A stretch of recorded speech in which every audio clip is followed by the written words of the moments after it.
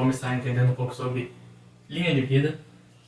Nós temos que entender que durante a vida o indivíduo possui variações de renda, variações de poder de compra. Então a gente vai estar entrando um pouco nesse quesito aqui, que eu já deixei para vocês o gráfico, é um gráfico quantitativo, vai ajudar a gente a entender um pouco mais sobre essas variações. O indivíduo começa a vida não necessariamente do zero, pois aqui seria o zero, pois você já vem da sua linhagem de família, sua família já tem um patrimônio ali, então quando a criança cresce, você já tem o patrimônio da sua família, então você não começa diretamente no zero. A partir daí, a tendência da pessoa em um país desenvolvido, como o Brasil hoje, que está em desenvolvimento, países que estão em desenvolvimento, a tendência é essa renda da família ir crescendo ao longo do tempo. Nós temos que entender que esse crescimento ele vai haver variações no meio do caminho. Isso acontece principalmente, pegando dados aqui, durante o casamento. A partir do momento que o indivíduo casa, a tendência é haver uma queda. Por mais que não seja perceptível, a sociedade não aceite muito essas quedas de padrão, essa queda é real.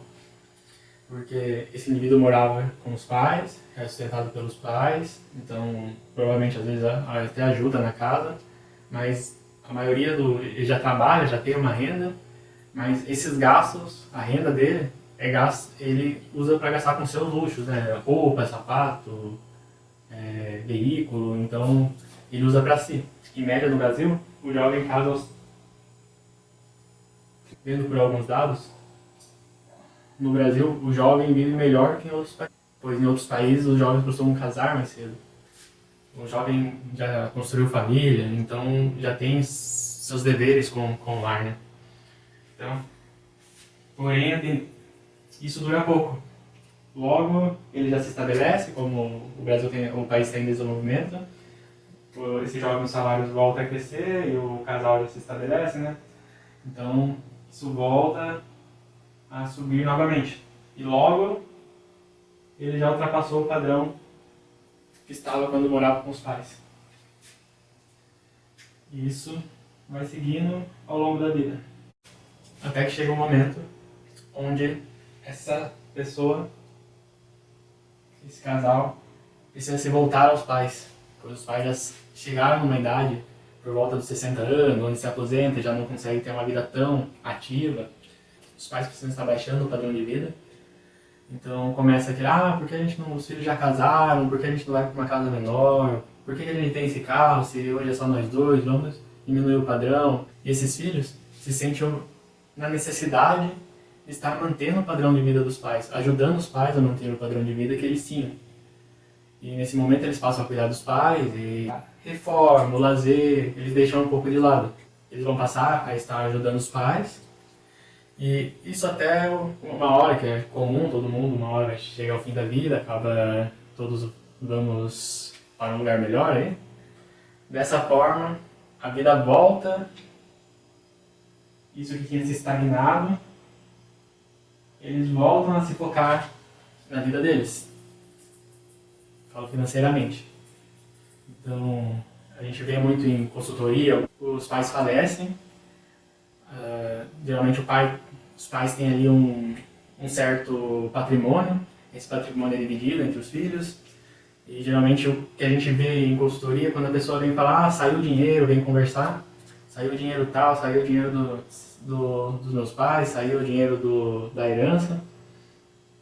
O que acontece basicamente? Essa pessoa já está com uma cirurgia estética ou reformou o carro, porque são coisas que ficaram paradas. No tempo que eles ajudavam os pais, a reforma da casa eles deixaram um pouco de lado, as viagens deixaram um pouco de lado, se focaram em ajudar os pais, e quando sai esse dinheiro dos pais que poderia ser algo para estar investindo no futuro, eles costumam estar usando para cobrir o tempo que ficaram estagnados. O tempo que ficaram estagnados aqui. fui fazer uma pesquisa com alguns clientes. Dessa forma, fui fazer uma pesquisa com clientes, amigos de consultoria, e vemos que basicamente são 6 prioridades quando eles recebem essa herança. Então, primeiro, dívidas. Primeira coisa, se tem dívida ali, vai zerar as dívidas, vamos acabar com as dívidas. Segundo ponto que eles investem, que eles usam o dinheiro para reforma de casa. Talvez eles dando reforma, vamos dar uma reforma na casa. Terceira, estética, vamos buscar estética, silicone, plástica, conceitos de estética. Quarto, reforma de carro ou troca de carro, vamos pegar um carro mais novo. Quinta preocupação, férias. Vamos viajar, vamos sair com a família. E sexta, poupança ou investimento. Vamos tirar o atraso da poupança, os anos que a gente não investiu, não poupou. Então a gente consegue ver aí que as prioridades são tirar o atraso mesmo do tempo que não puderam usufruir do valor ali financeiramente. Então o que a gente tem que se atentar, para tentar é importante a gente estar avaliando esses 6 fatores para entender um pouco por que uma geração a outra não sobra tanto patrimônio.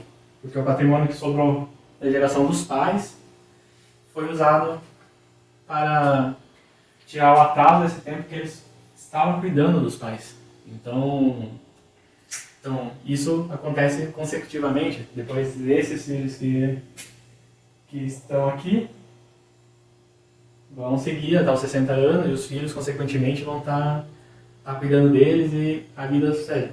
Então, para a gente estar avaliando um pouco e estar entendendo essas mudanças, a gente precisa olhar como é a visão de um país desenvolvido, olhar para fora, outros países, como que eles entendem, se eles seguem o mesmo projeto do Brasil ou se lá fora eles fazem diferente. Na próxima aula a gente vai estar vendo um pouco.